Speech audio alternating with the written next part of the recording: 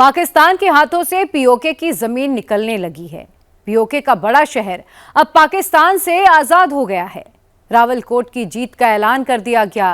रावलपिंडी की हार का शंखनाद हो गया है। पीओके की टोटल आजादी के बीच में अब सिर्फ 100 किलोमीटर का ही फासला बचा है। रावलकोट जीतने के बाद पीओके के क्रांतिकारी के टारगेट पर मुजफ्फराबाद है और इस्लामाबाद की टेंशन बहुत बढ़ गई। आसिम मुनीर एक और जंग हारने लगा है। अगस्त में पीओके का पूरा जो सीन है वो बदल जाएगा। पीओके को पहली जीत मिल गई, मुनीर को हार मिल गई। रावलकोट से मुनीर की सेना भागी, पीओके होगा पूरा खाली। पाकिस्तानी सेना बंकर छोड़ छोड़कर भागी। पीओके की आजादी का वक्त आ गया है। आसिम मुनीर ने पीओके में गोलियां चलाई।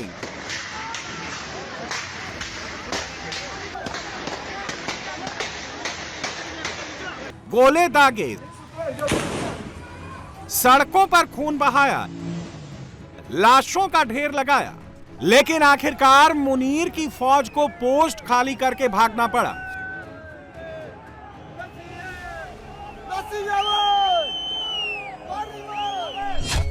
पीओके के दूसरे सबसे बड़े शहर रावलकोट से पाकिस्तानी सेना भाग गई। रावलकोट में अब एक्शन कमेटी का पूरा कंट्रोल है। इस्लामाबाद पुलिस, पैरामिलिट्री फोर्स और पाकिस्तानी सेना, तीन फोर्सेस को सीधे मुनीर के ऑर्डर थे, चाहे कुछ भी हो जाए रावलकोट पाकिस्तान के कंट्रोल से बाहर नहीं जाना चाहिए।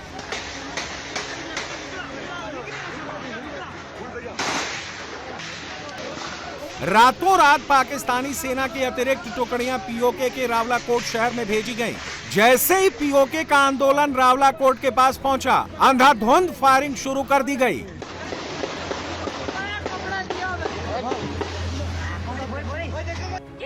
पाकिस्तानी आर्मी को क्लियर ऑर्डर थे, जिसको मारना है मारो, जितनों को मारना है मारो, लेकिन किसी भी कीमत में रावलकोट को हाथ से जाने मत देना।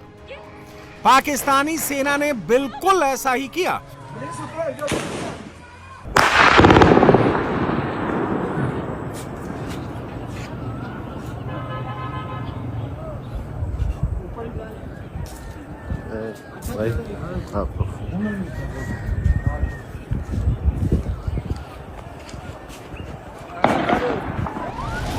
मुनीर के कातिलों ने इतना भयंकर नरसंहार किया जिसको बर्दाश्त कर पाना नामुमकिन था।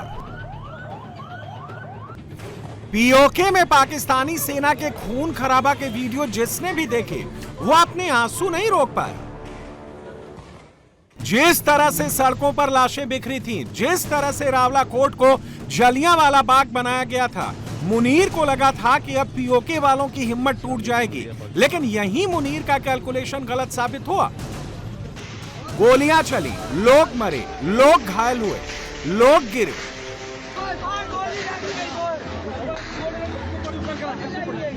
लेकिन वो फिर खड़े हुए। पाकिस्तानी आर्मी ने मिसाल बनाने के लिए सबके सामने पीटना शुरू किया, लेकिन यह दांव भी उल्टा पड़ा। पाकिस्तानी सेना गोली चला रही थी, रावलकोट को धुआं धुआं कर डाला। पीओके के क्रांतिकारी गोली का जवाब पत्थर से दे रहे थे और आखिरकार वो पल आ ही गया जब पाकिस्तान आर्मी की गोलियां खत्म हो गई और हिम्मत टूट गई।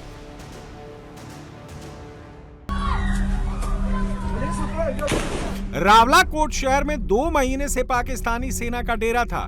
रावलकोट शहर में हजारों फोर्स मौजूद थी, लेकिन उनके सामने लाखों क्रांतिकारी आ गए।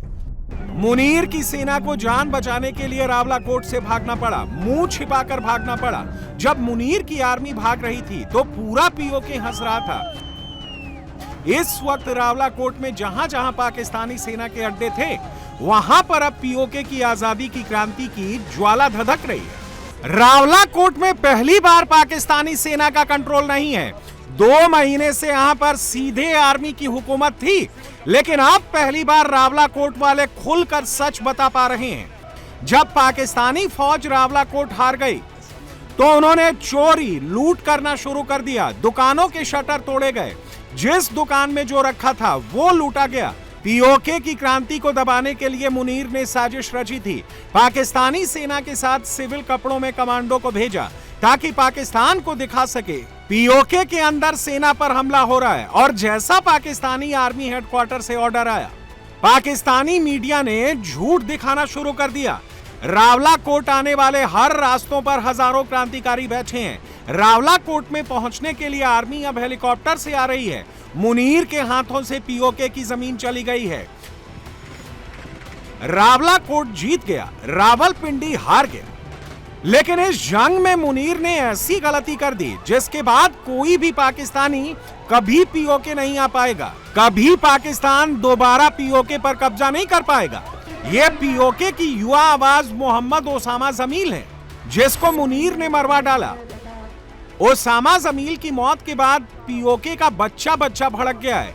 पीओके की क्रांति में यह सबसे अहम मोड़ आया है।